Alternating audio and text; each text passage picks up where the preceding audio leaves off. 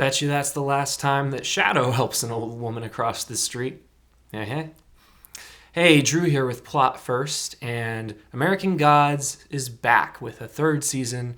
And I have to say, I really liked this premiere episode. I think that this show, there's a lot of behind the scenes drama with cast members leaving and showrunners being swapped out. And it doesn't really show in the finished product, in my opinion. I think that the first season was creatively the strongest, and there were definitely some budget cuts from there on out. But I think that they've managed to maintain the quality of the show for the most part. And in this season, I feel like they're hewing even a little bit closer to Neil Gaiman's work. And I think that's at least in part due to the fact that he was more available to help them out creatively and to help do double duty behind the scenes on the show. I read a lot of interviews where they talked about how much of an influence he was having this season as opposed to previous seasons. And I hope that that's not just creative spin because they're trying to make up for the fact that people like Orlando Jones have moved on. I definitely think that of the people that have moved on from this series, Orlando Jones is the one I'm the most sorry to see go at this point because I was kind of hoping that they would have him in continued seasons. I hope they haven't closed the door on that, but at this point it seems like he's gone and he probably won't be back. And if they use this character going forward, they may have to recast. I hope that they get him back, but if they can't, I do hope that they recast the role because I do think that the character needs to be in this story. And I actually would like to see them do a spin-off when they're done with American Gods. They could do an Anansi Boys spin-off series and call it American Gods, Anansi Boys. And I think that would be really, really cool. But again, I feel like the show manages to work despite a lot of the cast and creative talent having been swapped out this season. This is kind of in some ways a soft reboot, but I feel like this season flows really smoothly from last season.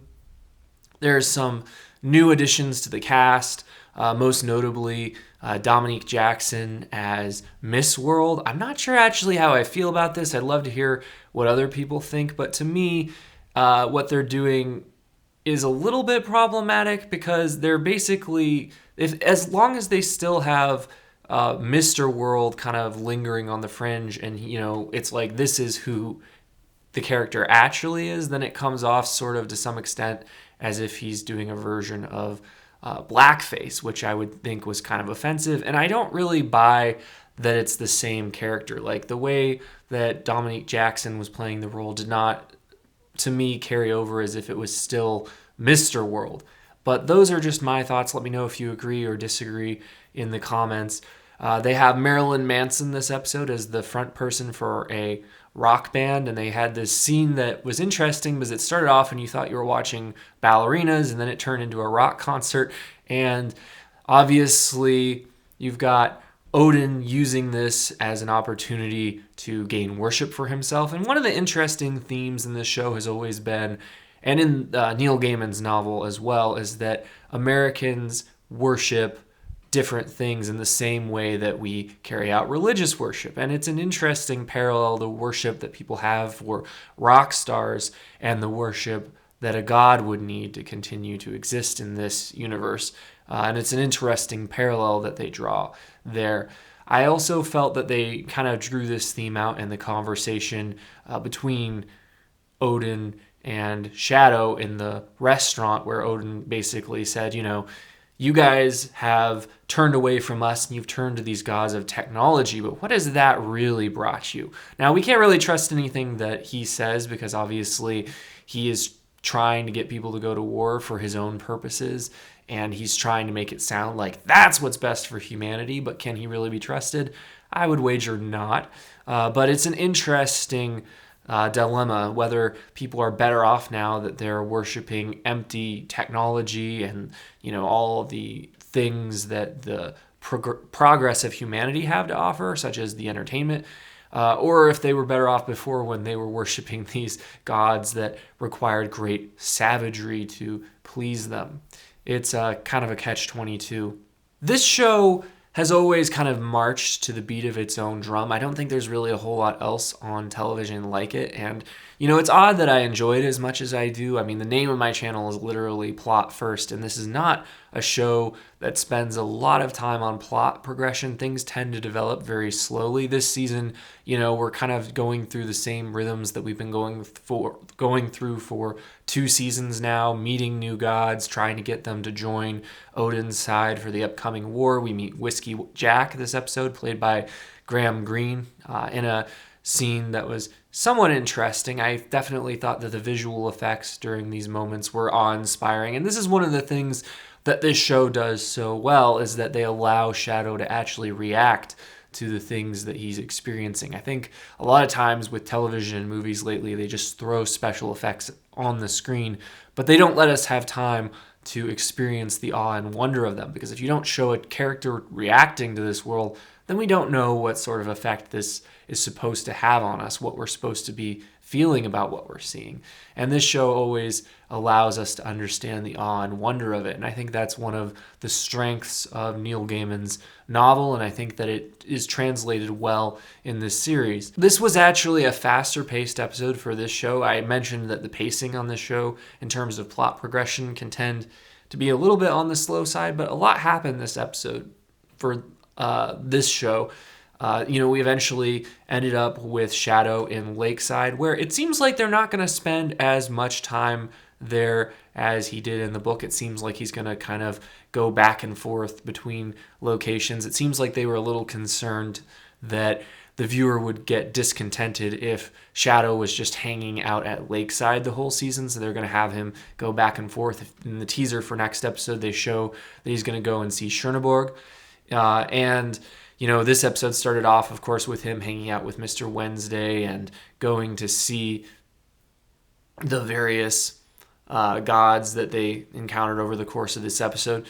And so to me, this indicates that they're probably going to follow that template in future episodes, that they're going to kind of not have him just exclusively hang out at Lakeside, but that he's going to journey back and forth. And I think this is actually probably a decent decision, because otherwise I think that this would probably get a little tedious for us with him just hanging out in one location all season. But I do think it's an interesting location to explore. I think in some ways it's one of the more representative of America portions of the book. I know that there's a lot of parts of America that are not like this, but this is very representative of a certain part of America, this small town living that's kind of cut off from the world, and you see how they don't really have the same technology and access to the things that people in the bigger cities do.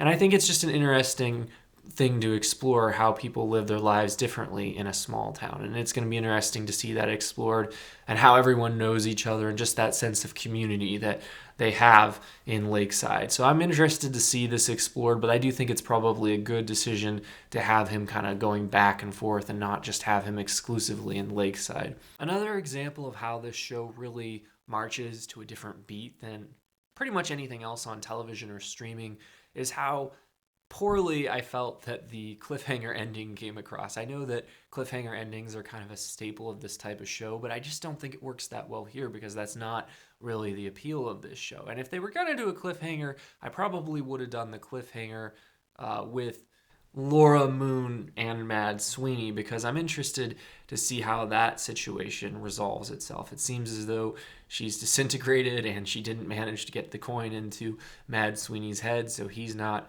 back to sort out the situation. Seems like we're going to get a little bit of Pablo Shreiber this season, although I had heard reports that he had departed the cast as well, and it seems like he's not really going to be in this season too much, but it seems like he's at least going to make a short appearance. I imagine that this cliffhanger will be pretty quickly resolved for Laura and Mad Sweeney, but I think it's a more interesting cliffhanger than Shadow just having a gun to the back of his head. But I think that's going to be resolved pretty quickly too, but it's just not that frightening, because we know he's not going to get shot in the back of the head, and we know it's probably just some old fart who's like, "What are you doing here?" Arr! So it's just not that scary, whereas the other one, at least there's some suspense about how it's going to be resolved, I feel. But to me, as I was saying, I feel like any cliffhanger in this show is kind of unnecessary, because whether most viewers come back or not, I think has little to do with the cliffhanger, and has more to do just with our sense of awe and wonder, and just the enjoyment of seeing this world explored. I definitely enjoyed the chemistry between Ian McShane and Ricky Whittle this episode. I thought that they had some great scenes together, such as when Mr. Wednesday abandoned the wheel of the car and told Shadow to turn when he knew that it was the right time. Their dynamic has become even more interesting now that we realize that it's a father and son, and it's interesting to see him gradually pulling Shadow back into his orbit. And, Shadow is doing everything he can to go his own way and basically forced to go to Lakeside, where he had been told to go initially and just refused. So I'm definitely interested to see where the rest of the season goes. Good premiere, excited to see where the rest of the season goes. But let me know your thoughts in the comments if you're interested in seeing my upcoming reviews of other shows, including Servant, potentially WandaVision, and others. Please consider subscribing so you can watch those videos as I post them on a weekly basis. And if you give me a like, I'd really appreciate it. And as always, thanks for watching.